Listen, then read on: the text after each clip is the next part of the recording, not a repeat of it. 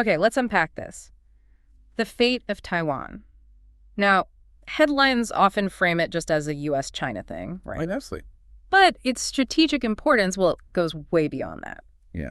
Especially for two key regional players, Japan and the Philippines. Absolutely critical for them. So our deep dive today is going to explore how these nations, particularly the Philippines, are quietly but really significantly building up their defenses, strengthening security ties. We'll get into this fascinating concept called the Porcupine defense strategy. A great analogy, actually. And we'll look at how maritime autonomous systems, drones, basically are reshaping the power balance in, well, one of the most contested waterways on the planet. It's a real shift. And we're drawing insights from a strategic report by Robin Laird and perspectives from experts like Secretary Michael Wynne, Chris Morton from the Institute for Future Sea Power Studies, and Lieutenant General Stickrutter. Some heavy hitters in this field. Definitely. So let's start with Taiwan's location. It's crucial, isn't it? It really is. Yeah. Geographically pivotal. It sits right there, midpoint of what they call the first island chain. Which acts as a sort of natural barrier containing Chinese naval power within the South and East China Seas, historically. So it's a natural choke point, then, between Japan's Southwest Islands up north And the Philippines' Luzon archipelago down south. Exactly. So from a strategic perspective, what happens if China does gain control of Taiwan? What are the big consequences? Well, it fundamentally alters the whole regional balance. It's a game changer. How so? It could potentially isolate both Japan and the Philippines, really put them in a position where they might have to accommodate Chinese dominance in the region. Even if the U.S. has a different view. Yeah, irrespective of the U.S. position, potentially. Okay. It changes the facts on the ground, or rather, on the water. Let's zoom in on Japan first. They face some serious vulnerabilities here, right? Especially with shipping. Oh, acutely vulnerable. Their economy is heavily dependent on the Taiwan Strait. How dependent? Well, CSIS, the Center for Strategic and International Studies, they estimate about 32% of Japan's imports. And maybe 25% of exports go through there. That's huge. And even more critical, over 95% of Japan's crude oil comes from the Middle East. A huge chunk of that sails right through that strait. Wow. So if access gets compromised, what are the immediate impacts for Japan?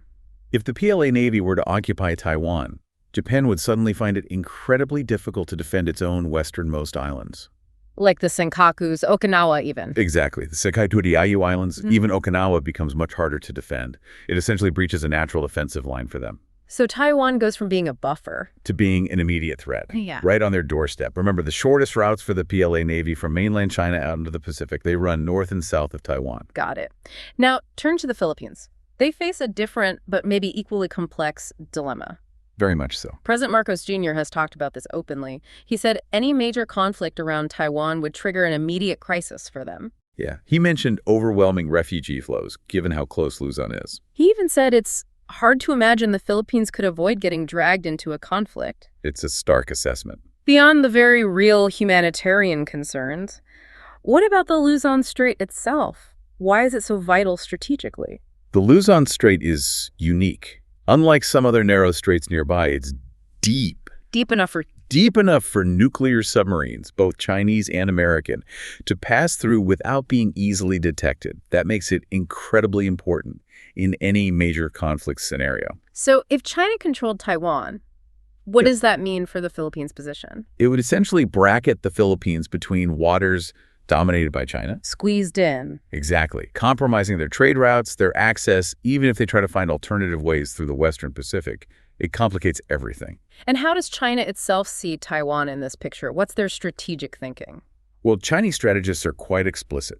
They see Taiwan as the absolute key to regional domination. Domination, that's strong language. Their stated aim is to turn the Taiwan Strait into China's strategic inner lake. Control of Taiwan, in their view, would shatter the semi-sealed predicament of China's sea areas. Transforming the island from a barrier into a portal to the wider Pacific. And think about this. From air bases on Taiwan, Chinese aircraft, the ones with combat radii of about 2,000 kilometers. Yeah. It could cover huge areas, much of the Philippine archipelago, Japanese islands. Yeah. It dramatically extends their reach. Okay, so looking at it from this regional angle really makes it clear why both Japan and the Philippines are, well, significantly boosting their defenses. Absolutely. For them, Taiwan isn't just about U.S.-China competition. It's fundamental, their own security, their sovereignty. Precisely. And this brings us neatly to the Philippines' response, which is really quite innovative.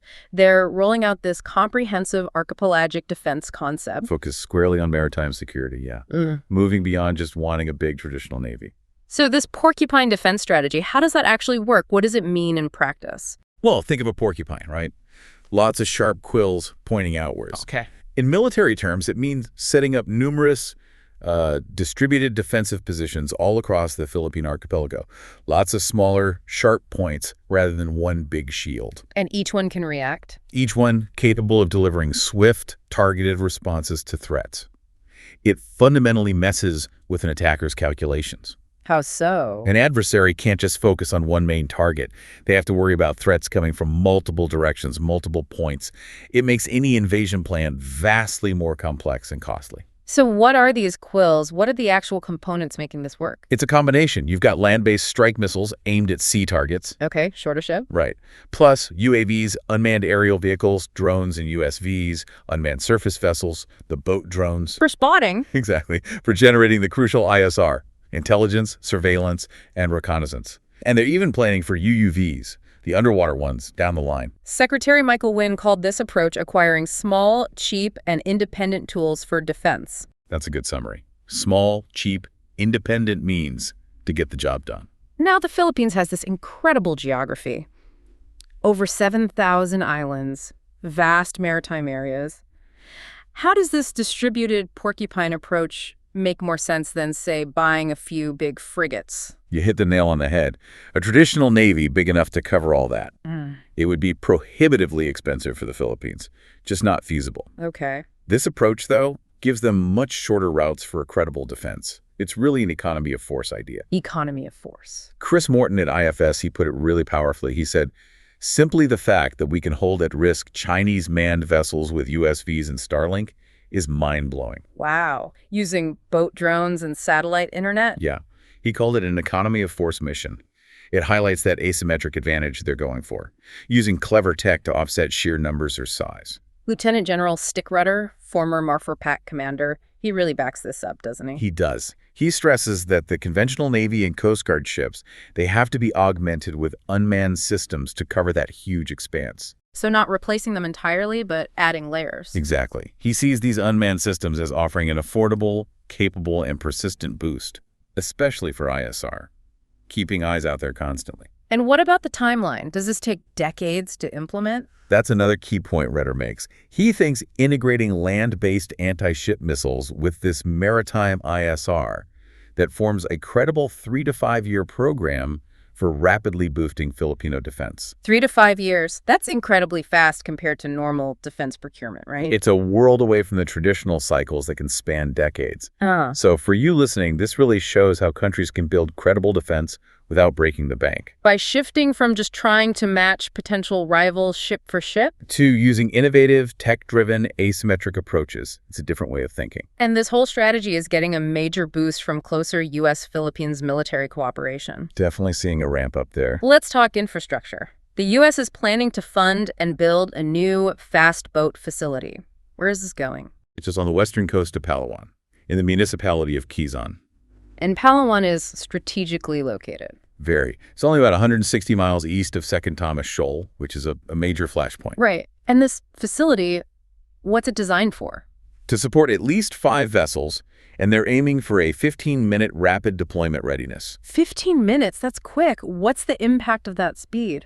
It gives them significantly faster access to Manila's outposts in the Spratly Islands, much quicker response times. And there's also an upgrade happening at Naval Detachment Oyster Bay. Yes, that's a smaller project, maybe $1 to $5 million, but it's specifically a boat repair facility designed to support both manned and unmanned surface vessels. So keeping these new USVs operational without needing bigger, maybe more vulnerable bases. Exactly. Sustained operations closer to where they're needed. And we should also mention the EDCA cites the Enhanced Defense Cooperation Agreement. That's expanded, right? Yes, from 5 bases accessible to U.S. forces up to 9 now. And these new sites are spread out. They are.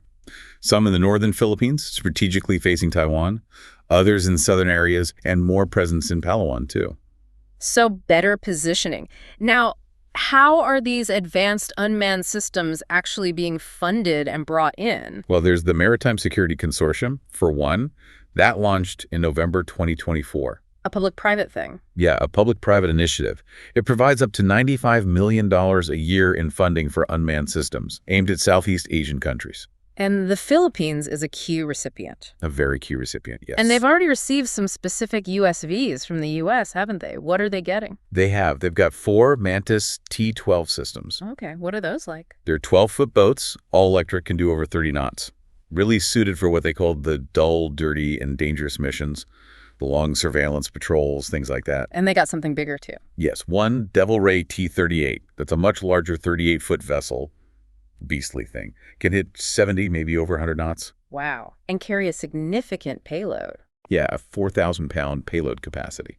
So you could put different sensors or potentially other things on it. What do these different capabilities actually mean for implementing this new defense idea?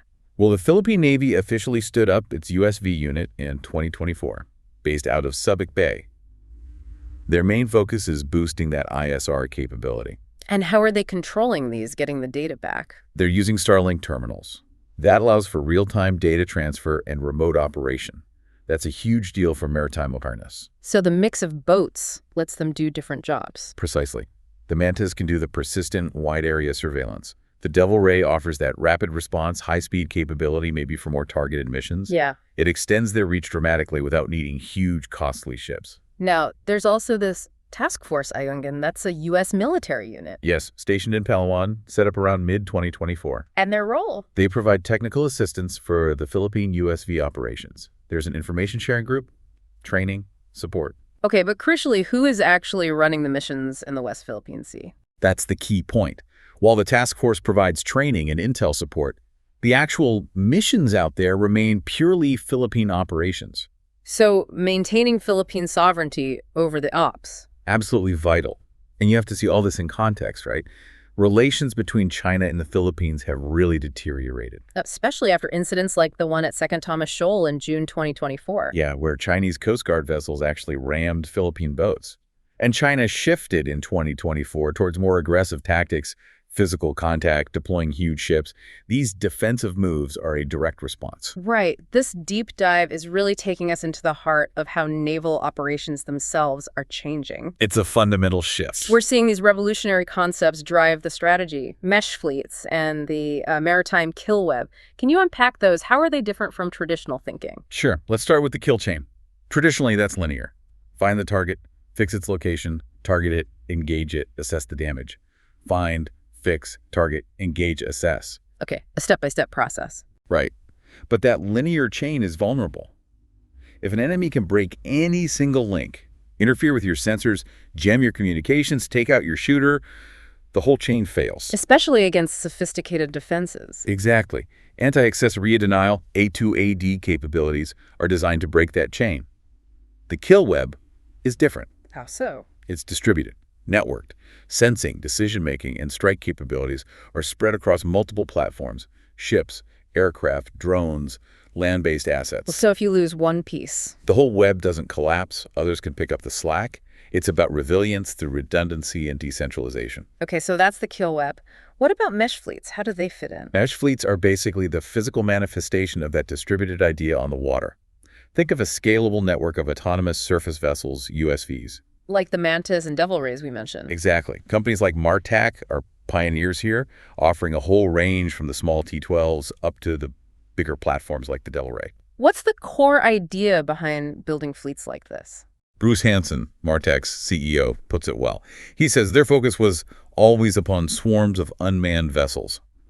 It's a shift from large blue water boats, providing concentrated awareness, to distributed awareness. So instead of one big, expensive sensor platform, you have many smaller, cheaper, networked sensors covering the same area, maybe even more effectively and persistently. You mentioned some key principles for these mesh fleets. Payload flexibility. Right. Payload agnosticism. Right.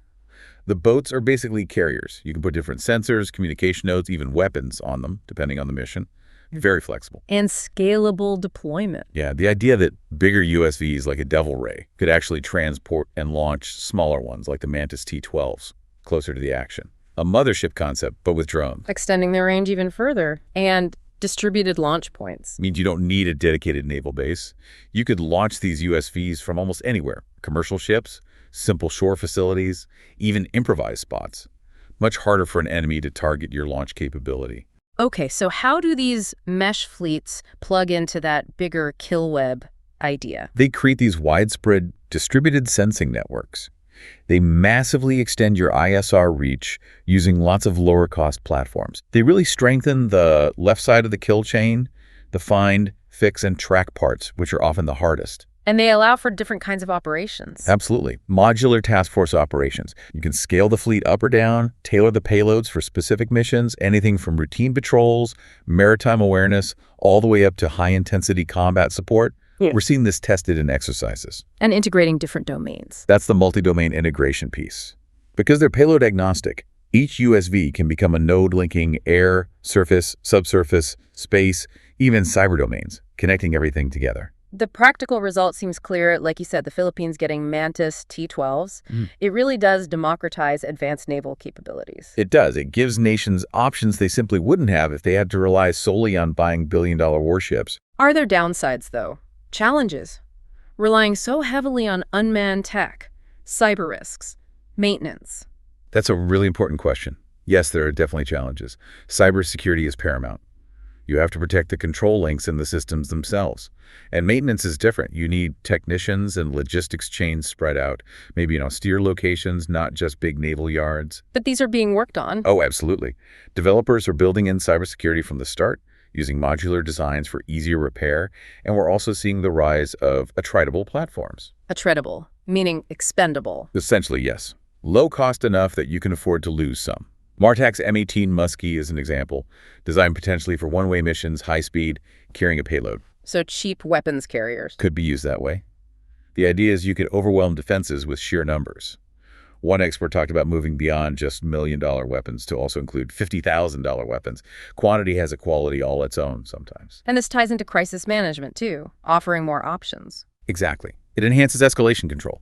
Commanders get graduated responses, more precise, scalable options, instead of just choosing between doing nothing or launching a major strike. Nuclear strategist Paul Bracken called this controlled war. Yes. The ability to apply force more precisely and proportionally, potentially keeping conflicts from spiraling out of control. So for you listening, what this really points to is a future where naval power isn't just about hull size. It's about the network. It's about the ability to build and sustain these resilient, flexible, cost-effective distributed networks. That capability for nuanced response might actually help de-escalate crises by giving leaders more options than just the big guns. Okay, let's bring this all together. This really feels like more than just tactics or technology. It's a conceptual rethinking of military operations, even crisis management itself. It absolutely is. Right. And it has huge implications for global security, especially in this multipolar authoritarian world we seem to be in. Can you recap that core philosophical shift? It's moving away from concentrating power and capability primarily in large, expensive capital ships. And instead, distributing capabilities across a wide network of assets, manned and unmanned, air, sea, land. Exactly. Leading to what's being called distributed maritime effects, or DME. These effects can supplement traditional naval forces or, in some cases, operate independently. Robin Laird's work seems central to framing this whole shift. You mentioned his books. Yes, his recent work really lays out this evolution. Books like A Maritime Kill Web Force in the Making from 2022, The Coming of Maritime Autonomous Systems from 2024, and A Paradigm Shift in Maritime Operations just out this year, 2025.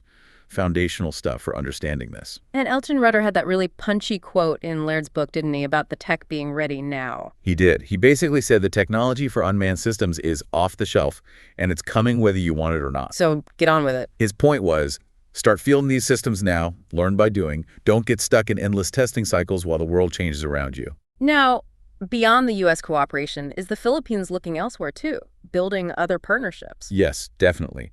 They're not putting all their eggs in one basket. They're expanding defensive cooperation beyond the traditional U.S. alliance. Who are they working with? Engaging in joint maritime activities with countries like India, Japan, Australia. building broader ties. So integrating this Porcupine defense into a wider regional security web. Precisely. It multiplies the effectiveness. It shows a broader regional commitment to maritime security, freedom of navigation. It's not just the Philippines standing alone. And this also seems to fit with their own internal goals for defense, right? Self-reliance. Perfectly. It aligns with the Philippines' Self-Reliant Defense Posture Revitalization Act. The focus there is on boosting local defense industries, improving logistics, maintenance, training. Making their defenses more resilient, less dependent on outside help in a crisis. That's the goal. Sustainable, self-reliant defense posture using these innovative means. So looking ahead, what's next? What should we watch for in the evolution of this defense model? Well, continued expansion and upgrading of that rapid deployment infrastructure, like the Palawan base. More sophisticated drones. Integration of more advanced AI-driven unmanned systems, certainly. A bigger emphasis on using tech for better awareness and faster decision-making. Decision superiority is key. And more partnerships. And definitely strengthen multilateral defense cooperation across the Indo-Pacific. Networking the networks, essentially. So for you, our listener, this whole Philippine Porcupine defense story is really fascinating. It shows how strategic thinking, that creativity, can help overcome material disadvantages. It really offers a potential blueprint for other nations facing similar challenges from larger neighbors. It's more than just a clever tactic. It feels like a fundamental shift in how maybe middle powers can assert their sovereignty and protect their interests, especially at sea. And think about this final point. The ability to genuinely hold major, expensive naval assets, big warships at risk, using relatively cheap autonomous systems. Yeah. That's a truly significant, maybe even mind-blowing shift in the dynamics of maritime power. That Porcupine defense model, could it really define the future of naval warfare in contested waters around the world? It's a strong possibility. It changes the cost-benefit calculation dramatically. Definitely something to consider, how these strategic quills, these distributed networks, are reshaping geopolitical math in a world that's getting more complex, more connected, and definitely more contested.